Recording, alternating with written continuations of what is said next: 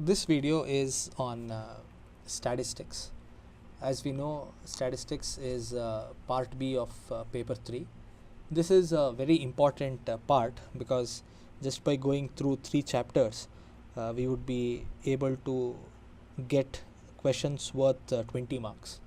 And these chapters are not highly technical in nature, very easy to understand. And this is one area where you students can get some good marks and improve your aggregate score. So in this video we will focus on the first chapter of statistics. We have tried to cover the entire chapter, not leaving any of the topics. So follow the video. If you have any doubts, you can always leave it in the comment section. We shall try to be as responsive as possible. Let's start with the first part. The first part of this chapter deals with introduction. We start with the word statistics. See, the whole concept of statistics is as old as the human society itself. It is not a new concept at all. So statistics is being used by human beings since the time we have been able to understand things and discuss things with others. Origin of the word statistics is believed to be coming from the Latin word which means status, meaning political state. So this has got a very close influence to politics and administration and kingship and other things. So that we'll see in the other points also. Word stato or statistic were also used in similar sense in Italian and German languages respectively. So you can find the origin of this English word statistics coming from Italian and German languages. In ancient days, the word statistics was used only for facts and figures. So this is how statistics was used earlier. Basically, it was used to discuss the facts and figures relating to the state. So this is, and when we use the word state here means the country. So it was basically used by the country's administration to understand the progress of the country. So it was also called the science of the king. King used to be the person who used to rule a state. So he was using statistics to understand the position of his state. Now to a layman, to a very ordinary man, what is statistics is all about? It says that to a layman, statistics is all about figures. So when we say figures, it is mostly to do with numbers, and statistics for him is a discipline. This is how a common man looks at statistics. The word statistics is basically used in two senses. So which are the two senses in which we use this word statistics? So we use this word statistics in two senses. They are the statistics as data and statistics as a method. Now these are the two ways in which we use statistics. So statistics as numerical data. So how do we go about statistics as numerical data? Some of the definitions of statistics based on numerical data are: statistics refers to a classified facts representing the conditions of people in the state. So here the basic focus is on people, and it is representing the condition of people, especially those facts which can be stated in numbers or in tables of numbers or in any tabular classified arrangement. So what is statistics as number? It is basically, it is told that it is used in the administration of states, and it is used to represent the condition of people, and it is mostly represented in numbers, and these numbers are mostly represented in the tables. So that is how statistics is used as numbers. By statistics we mean quantitative data affected to the mankind, affected to a marked extent by multiplicity of causes. So here we are telling that it is the quantitative data, which is very important. So again, when we say quantitative, it means that we are using numbers, and it is marked to an extent of multiplicity of data. See, when we say multiplicity, there can be multiple reasons for a particular thing to take place, and these numbers are the representatives of those multiple reasons. So this is how we define statistics as data, that is statistics as numbers. Characteristics of statistics: aggregates of facts. It is not datum, it is data. See, datum means it is singular, data is plural. So when we put a lot of data together, we get the aggregate of all the data, and that becomes the aggregates of facts. So statistics is aggregate of facts. Affected by multiplicity of causes. See, let's take the example of poverty. If you ask me what causes poverty, I cannot pinpoint one particular economic reason or one particular fact in the world and tell that this causes poverty. Poverty is caused by multiple reasons, and the end result is poverty. So statistics is mostly affected by these multiple causes. Even though there is one number given, to arrive at that number, there would be a lot of reasons behind it.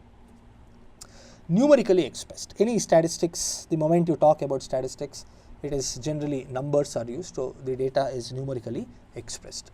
Enumerated or estimated.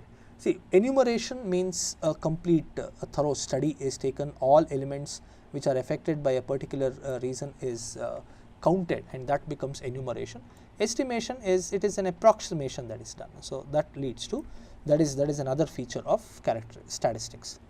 Reasonable degree of accuracy. So when we deal with statistics, maybe plus or minus 1%, 2%, 5%, that might be the case, but more or less we are almost there when we use these statistical tools. That is one of the major characteristic features of statistics.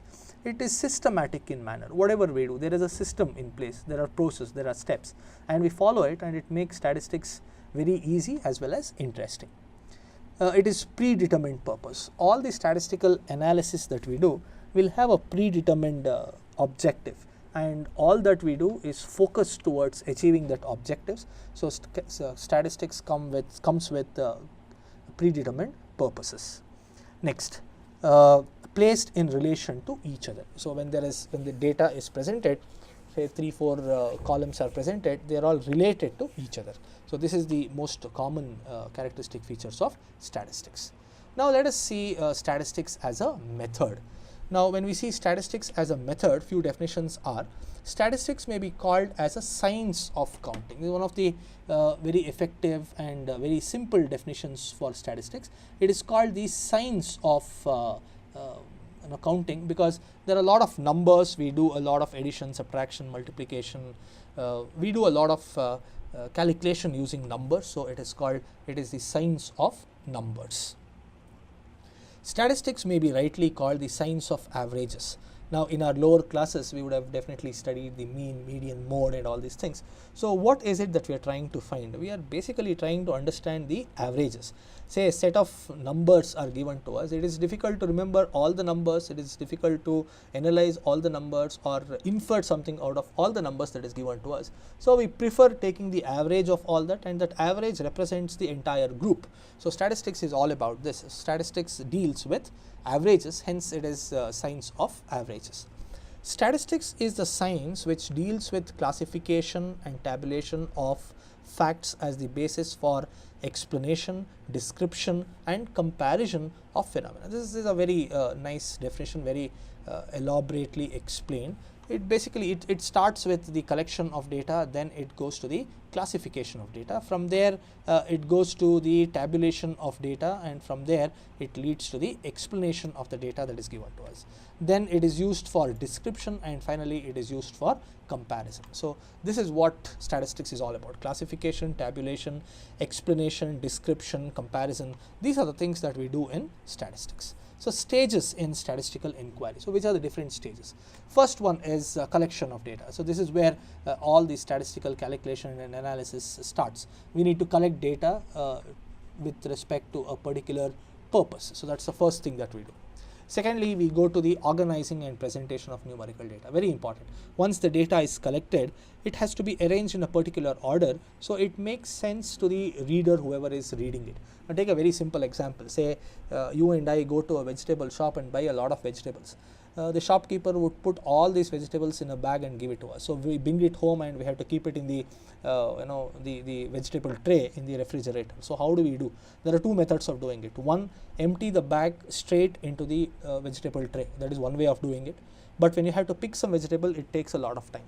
The other way of doing it is pick same type of vegetable and arrange it in an order, so that becomes very easy.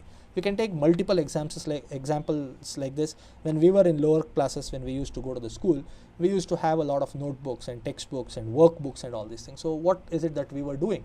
We generally used to keep all the textbooks together, or a notebook and the textbook related to it together. So we used to arrange our school bag in such a way that it would be easy for us to pick it up. Few very organized students were also seen arranging the books as per the order of the session. So that's also there. So this is how organizing the given set of data makes a lot of sense when we actually start using that data. And then comes presentation. See, after collecting, after organizing, it becomes important for us to present it to others. This is to make it easy for all those people who are following our data. So presentation makes a big difference. Good presentation is always preferred by anybody. Next is analysis. So we collected the data, we have organized the data, we have presented the data maybe in a table or in a graph. Now what is to be done next? We need to analyze the data that is given. So when we talk of analysis, it can be as simple as calculating arithmetic mean. That can also be called analysis. Or we may use some hypothesis testing, or we may take some statistical tools like the correlation, or we can use tables such as the Z table, T table, F table, all these things, and analyze the data given, and from that we can arrive at an answer and find out the implication of that answer on a particular issue. So that can also be done. And the last one is interpretation. Once we analyze, once we come to a particular number, and that number tells a lot of things. For those of you who have studied economics, if you remember the elasticity of demand, there are 5 important numbers that we deal with. It is infinity, 0, greater than 1, lesser than 1, and 0, and 1. So if it is 1, we tell that it is unitary elastic. So if you get 1 while you are calculating the elasticity of demand, we straight away conclude that we infer that it is unitary elastic. So that is how statistics helps us to interpret and infer a lot of information. So these are the 4 important steps that we follow in the statistical inquiry. Please remember this. There might be a question on this also. Collection of data, organizing and presentation of the data, analysis of the numerical data, and finally the interpretation of the numerical data. Now, what is the important? What are the importance and what are the functions of statistics? The first, the most important thing here is precisionness, and it is all about definiteness. Whenever we are dealing with numbers, this is one beautiful thing that we come across. It is very definite. We are very clear about what we are doing. Say for example, a 2 is always equal to a 2. A 2 cannot be equal to even a 2.0001. So that is the definiteness with which statistics deals. There is absolutely no ambiguity. Simplification in understandable form. So all that facts and figures can be put into in the form of numbers. It can be expressed in the form of a table or a graph. So it makes it very simple, and it makes it very easy for us to understand it. So that is the next importance of statistics. Facilitates comparison. Now let's take another simple example which all of us would have come across when we were in school. Whenever the report cards were given to us, generally whoever checked our report cards and whoever had to sign our report cards would have generally checked the, say for example, you've got the second test marks. The person checking your report card would have definitely checked your second test marks with the first test marks. That's how it is. Say for example, in English you had scored 24 out of 25 in first test, and you had scored 18 out of 25 in the second test. So a person who was checking your marks card would have definitely asked you a question that why is there a decrease of 6 marks from first test to second test. So this kind of comparison happens everywhere, at school level, at college level, in companies, in departments, in governments, wherever you go, this kind of comparison happens, having 2 sets of data. So this is who facilitates it. It is statistics that facilitates. If you have to take a business example, you have always seen that businesses present their quarterly results. So what we do is this quarter's result is compared with the same quarter of the last year to check whether the company has done anything that is better. So that is how we compare. So what are we actually comparing? We are comparing numbers. So when we are comparing numbers, it is actually statistics that we are using. Enrich individual knowledge and experience. So when you collect a lot of data, when you understand this, when there is definiteness in what you have done, it will straight away help an individual to increase his knowledge, and this also leaves him with a great amount of experience. Formulation of policy. Any policy that you see, it may be at a departmental level, or it may be at an organization level, or even at the government level. Any policy that any organization takes, if it is backed by proper statistical analysis and statistics, it makes the policy scientific in nature. So that is the wide belief that you have, and it is to a very large extent very true also. When we talk about decisions can be taken in many ways. The two most prominent ways of taking a decision is one based on emotion, other based on numbers. So when you take decisions based on numbers, it is only because it is possible through statistics. So it facilitates the formulation of policy.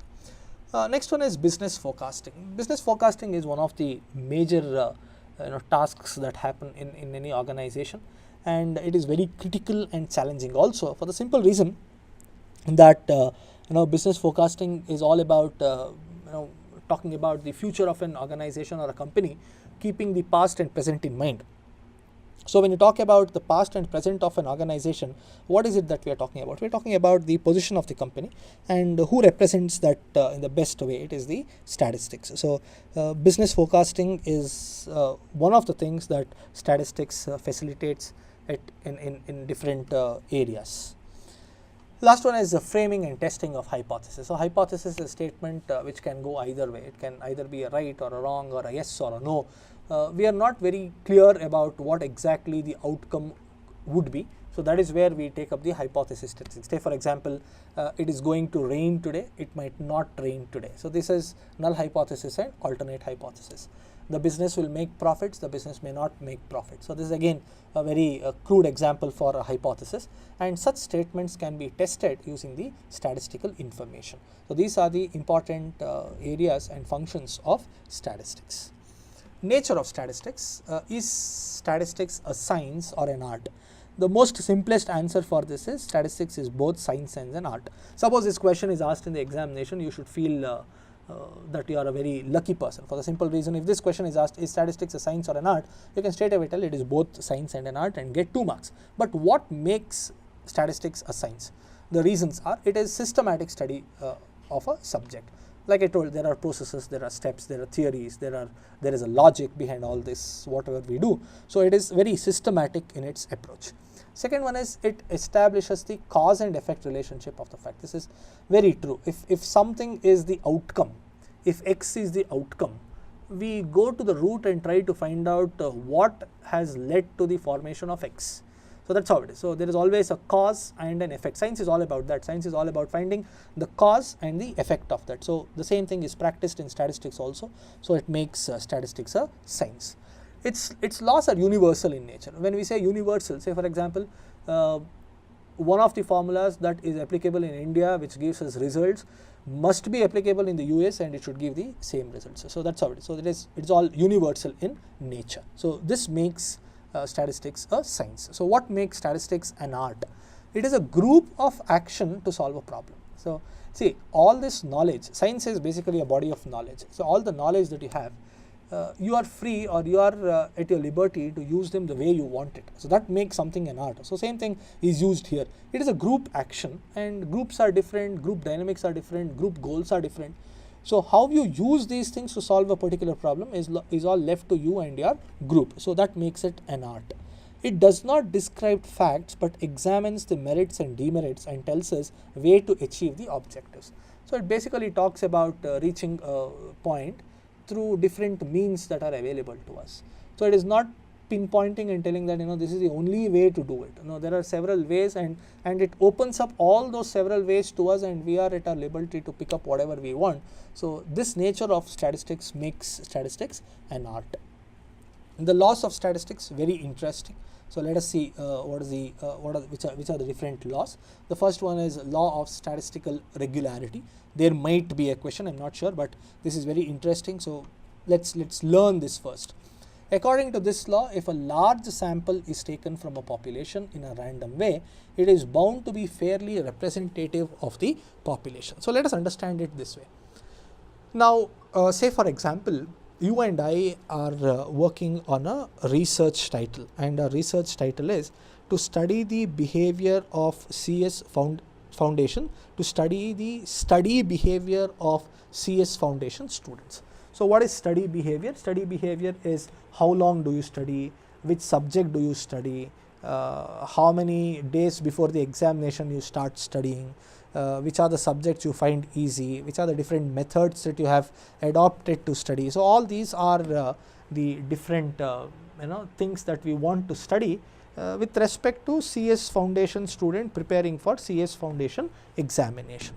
So who would be the population for me? Say for example, we are doing this in Mysore, and it is conducted on this test is conducted on CS Foundation students of Mysore. So who will become the population for us? All those students who have registered for CS Foundation examination and taking the exam in the next cycle. So all of them will become the population. See, when this becomes the population, so what is sample here? It might not be possible for you and me to go and meet all these students who are appearing for CS Foundation examination. So what we do here, we might pick 10% or 20% of the students who are appearing for the CS Foundation examination. We sort of interview them, get the required data, then do the required analysis. So that 20% that we took became our sample. So we know what is population and what is sample. This law is telling us larger the sample size, instead of 20% make it 40%, make it 50%. So there is a good chance of the sample helping you to get the most accurate representation of the population that you are talking about. Let's take another simple example to understand this law.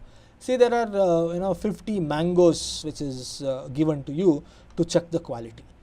So the best method to do is pick one of the mangoes, cut it and eat and tell whether the mango is sweet or not.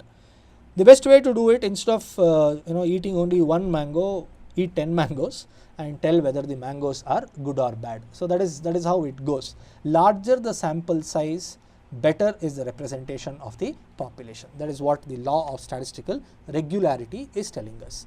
Law of inertia of large numbers. This is basically the corollary of the previous law. So it goes like this. This law states that larger the size of the sample, the more accurate the results are likely to be. So this is sort of telling the same thing but in a different way. So what is suggested to us through these two laws? It is being suggested that to have a sample which is big enough so that it represents the population well and the end results are accurate. That is what the entire section is trying to teach us, right? Division or classification of statistics. So how do we divide statistics? The different classifications of statistics are: it is descriptive statistics, that is one classification. Second is applied statistics, where we apply all the knowledge of statistics that we have on a particular problem and try to solve it. Next comes inferential statistics. Inferential statistics, we try to infer, we try to come out with some sort of a result after listening to or after checking all the statistical data that we have. It is inductive in nature. So inductive is from individual to the general. So that's what we try to do using statistics. Mathematical statistics, where mathematics and statistic concepts are used together to solve mathematical problems or statistical problem. Analytical statistics, where we analyze the given set of data to understand a particular problem or a situation. Applications of statistics. So where does statistics finds its application? According to me, there isn't one single area where statistics is not applied. So the different areas are in the state. Like I told in the beginning itself, state for us means a country, right? So to run a country or to run a city or to run a province, what is required? Statistics is required, because based on the statistical data, the countries or the governments generally come out with the policies for the smooth functioning of the state. So there is a wide range of scope for the application of statistics in state. In economics, if you have already studied economics in PUC or in your degree or in the CS Foundation itself, you might have come across a lot of tables and numbers and graphs and all these things. So what is it all about? It's all about statistics. Then comes business management and industry. It is very common. it may be your finance, it may be your marketing data, it may be your HR data, whatever it is. It all deals with numbers, and numbers is nothing but statistics. Social sciences, it can be political science, sociology, or it can be management. We find the application of statistics. Even in natural sciences, statistics is widely used. So with this, we come to the end of chapter number 1. Like I told in the beginning, if you have any doubts, please leave it in the comment section. We shall get back to you as quickly as possible. Thank you so much.